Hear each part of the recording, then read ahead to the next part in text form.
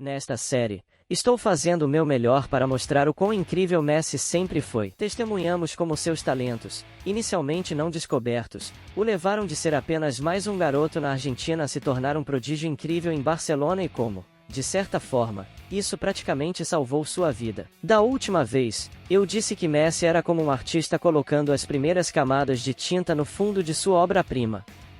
Hoje, você vai ficar sabendo tudo sobre o que aconteceu quando ele pôde deixar sua criatividade correr solta. Então relaxe e aproveite o passeio. O nome dele é Lionel Messi! Ele não é desse planeta mesmo!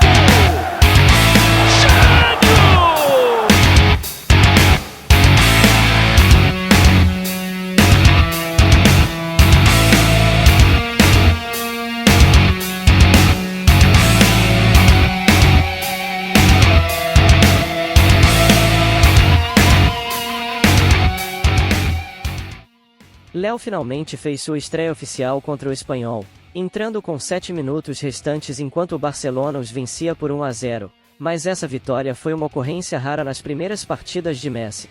Mas antes do final da temporada, um dos primeiros momentos de brilhantismo de Lionel Messi finalmente aconteceu. Ronaldinho lançou sobre a defesa e Messi encobriu o goleiro, uma imagem espelhada do primeiro gol e ainda Léo correu em direção à multidão rugindo, agitando os braços. Ronaldinho se aproximou dele, sorriu e Messi pulou em suas costas, nos proporcionando um momento para as idades.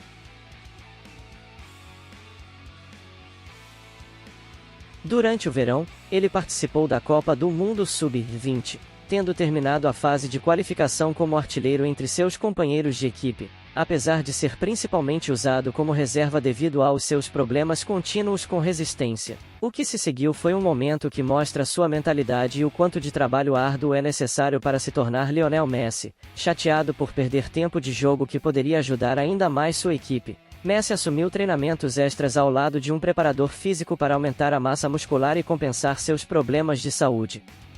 Ainda assim que o torneio começou, ele foi protegido, não tendo uma única oportunidade de jogar uma partida completa na fase de grupos. Nas oitavas de final, ele marcou para iniciar uma recuperação contra a Colômbia, depois marcou o terceiro gol da Argentina para mandar seus companheiros espanhóis para casa. Nas semifinais marcou o gol de abertura contra os eternos rivais Brasil e na final marcou 2 pênaltis enquanto a Argentina vencia a Nigéria por 2-1 para se tornar campeã mundial sub-20. Léo foi o melhor jogador e artilheiro do torneio, mas é claro que esses sucessos seriam apenas os primeiros de muitos.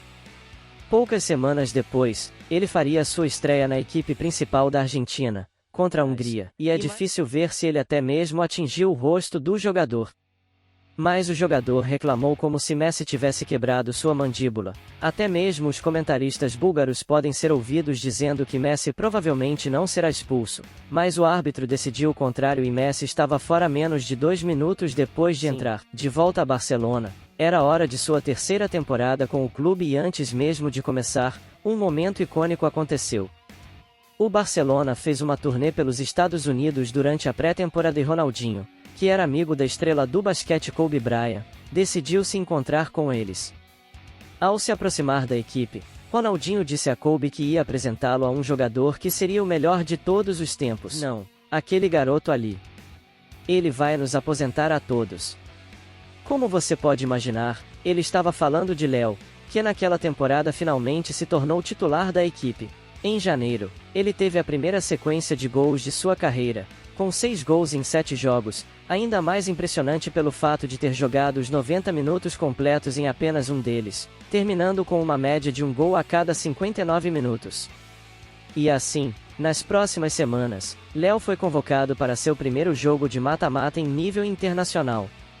O adversário é o Chelsea. Esta era uma grande oportunidade para ele se apresentar ao mundo e ele o fez de maneira espetacular.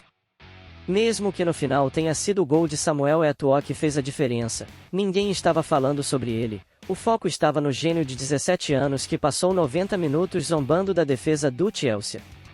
Como o mundo estava ansioso para ver mais dele nesse estágio, Messi entrou em campo para o segundo jogo, apenas para sair aos 25 minutos, e ficar fora por meses devido a uma lesão muscular na coxa.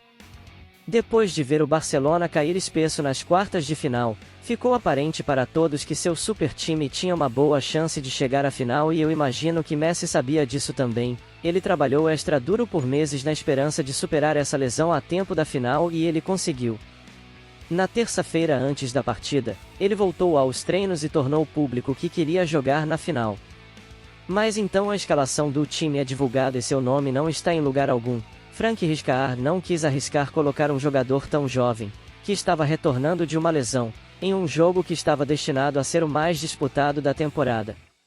O Barcelona disputou a final e foi campeão. Messi assistiu das arquibancadas. Ao longo do verão, Messi jogou na Copa do Mundo de 2006 e começou bem, marcando em seu primeiro jogo e fazendo 2 aparições notáveis. Mas quando a Argentina enfrentou a Alemanha nas quartas de final, que a Argentina acabou cedendo e perdendo a partida nos pênaltis. Ninguém poderia prever que, após voltar de lesão, ele elevaria seu jogo a um nível que nunca havia mostrado antes. Ronaldinho passou a bola para o centro do campo. O primeiro toque deixou 2 jogadores para trás, e quando Ramos chegou até ele, Messi estava preso e com pouco tempo para evitar o chute que colocaria o Barcelona no topo da tabela nos 50 anos anteriores àquele dia. Apenas 2 jogadores do Barcelona marcaram um hat-trick no El Clásico, Gheorghe Lineker e Mário. E quer saber uma coisa sobre eles? Eles certamente não tinham 19 anos na época. Messi estava em outro nível. Durante a sequência de jogos que se seguiu, Messi marcou 7 gols em 6 partidas, mas o primeiro gol que marcou no último desses jogos contra o Getafe estava fora deste mundo. As comparações entre Messi e Maradona eram óbvias quando ele começou, mas se Messi continuasse dizendo à imprensa que do seu ponto de vista eles eram 2 jogadores diferentes, naquele dia isso foi pelo menos confirmado que eles eram igualmente fenomenais. É difícil ver o gol de Messi sem imediatamente pensar no gol do século de Maradona em 1986. Eles pegaram a bola em lugares aproximadamente iguais, avançaram com a mesma velocidade frenética, deixaram para trás o que pareciam ser meia dúzia de defensores, apenas para acabar driblando o goleiro da mesma forma, deixando o último defensor pendurado sem esperança pelos postes próximos. Tão icônico quanto possível, um dos momentos mais memoráveis do futebol. Messi começou a próxima temporada com uma impressionante sequência de 8 gols em 6 jogos, incluindo contra Atlético, Lyon, Sevilha e Stuttgart. Ele manteve um suprimento constante de gols durante a temporada e em dezembro ele subiu ao pódio do Ballon d'Or pela primeira vez, ficando abaixo apenas de Cristiano e Kaká. Barcelona contra Manchester United, o primeiro confronto entre Messi e Ronaldo. Infelizmente, estaria longe de ser o jogo mais emocionante que nos proporcionariam. Com Messi lesionado e apenas um gol entre as 2 partidas, não há muito a ser dito sobre isso, embora Ronaldo tenha perdido um pênalti 3 minutos após o início do jogo. Então, foi um tanto intenso. Independentemente disso, o Barcelona foi eliminado da Liga dos Campeões, com o campeonato também não indo bem, conseguindo apenas o 3º lugar, 18 pontos atrás do líder. Rijkaard foi substituído por um novo técnico, um ex-jogador do Barcelona. Você sabe quem é? Pep Guardiola. Mas antes de Messi ser apresentado ao seu mágico tiki-taka, era hora dos Jogos Olímpicos. Então a Argentina adicionou Riquelme, Mascherano e Parreja ao seu elenco já forte e o resultado? Foi um tremendo sucesso, mas a parte mais difícil foi convencer Messi a participar.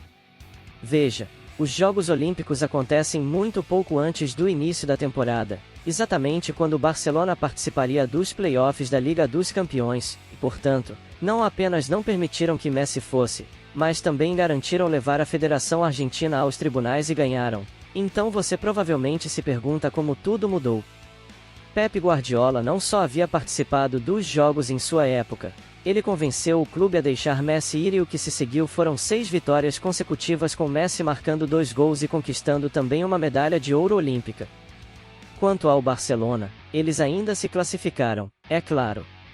Agora, com Guardiola com isso veio a oportunidade de oferecer algo que se tornaria um símbolo pelo resto de sua carreira, as camisas número 10 do Barcelona. E com isso, a melhor forma de Messi havia sido desbloqueada e começamos a testemunhar o que foram os primeiros anos das performances mais assustadoras e inspiradoras de Messi.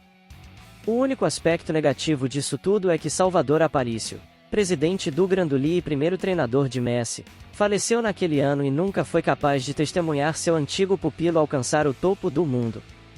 Até dezembro, Messi totalizou 25 gols em 20 partidas, mas mesmo assim, quando o Ballon d'Or chegou, ele ficou em segundo lugar, abaixo apenas de Cristiano, com um título da Liga dos Campeões fazendo uma grande diferença, mas se fosse assim, Messi teria que conquistá-lo.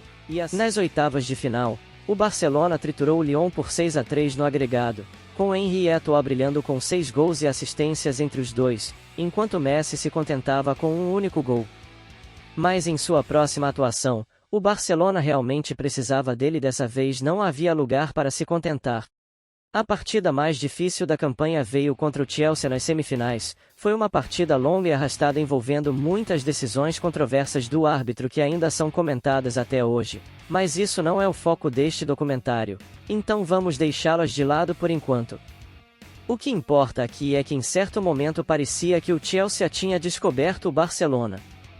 Depois de um empate sem gols no Camp Nou, eles lideraram por 1-0 por quase 90 minutos no estádio Stamford Bridge. Mas no tempo de acréscimo, Messi se viu com a oportunidade de colocar Iniesta em posição de chutar da entrada da área e assim ele soltou a bola e o que se seguiu foi um gol eufórico com Iniesta tirando a camisa e Guardiola correndo pelo campo. As memórias continuavam se acumulando para nosso jovem gênio. Depois de marcar um gol e dar uma assistência na final da Copa del Rey para garantir a dobradinha doméstica, Messi só tinha a final da Liga dos Campeões para vencer para completar uma temporada aparentemente perfeita. Mas se eu disse antes que ele precisava tirar o troféu da UCL de Ronaldo, o destino quis que fosse exatamente ele que teria que enfrentar na final. Se o primeiro encontro deles foi monótono, este foi para ser lembrado. O que se seguiu desde o início foi uma clara batalha entre os dois, com ambos testando os goleiros de longe em várias ocasiões, independentemente do gol ter vindo cedo de Samuel Eto'o e a rivalidade que de certa forma ainda estava por começar seria resolvida quando Léo tirou uma página do livro de Ronaldo e marcou um raro gol de cabeça para selar o jogo para o Barcelona. Messi agora era um campeão europeu, um vencedor de triplete que ao longo da última temporada havia jogado 51 partidas e totalizado 55 contribuições para gols, estando a apenas 3 gols de igualar sua contagem em todas as suas primeiras 4 temporadas. Embora ele tenha desacelerado um pouco jogando mais 22 partidas e estando envolvido em 20 gols, ele escolheu os momentos perfeitos para realizar performances perfeitas, ganhando a Supercopa da Espanha enquanto marcava 2 gols, a Supercopa Europeia enquanto assistia o único gol e até mesmo a Copa do Mundo de Clubes, marcando em ambas as partidas. Quando a cerimônia chegou, não houve discussão, com mais que o dobro dos pontos do segundo colocado Cristiano Ronaldo. Lionel Messi era oficialmente superior a todos os outros, o melhor jogador do mundo. Mas havia uma pegadinha por trás de tudo isso. No início da temporada, o Real Madrid, talvez intimidado pelo incrível futebol do Barcelona e pelo potencial aparentemente infinito de Messi, havia ido e voltado, realizando o que parecia ser a segunda vinda dos Galácticos, contratando ambos os antigos vencedores do Ballon d'Or, Ricardo Kaká e, é claro, Ronaldo. E se Kaká já teria dificuldades na Espanha com Ronaldo compartilhando uma liga com Messi, a maior rivalidade na história do esporte estava prestes a acontecer e com Messi levando o Ballon d'Or, ele acabará de desferir o primeiro golpe e foi um golpe e tanto. Depois de vencer o maior prêmio do esporte, alguns jogadores sentem que já fizeram de tudo e começam a desacelerar, mas Messi seguiu o caminho oposto, apenas melhorava.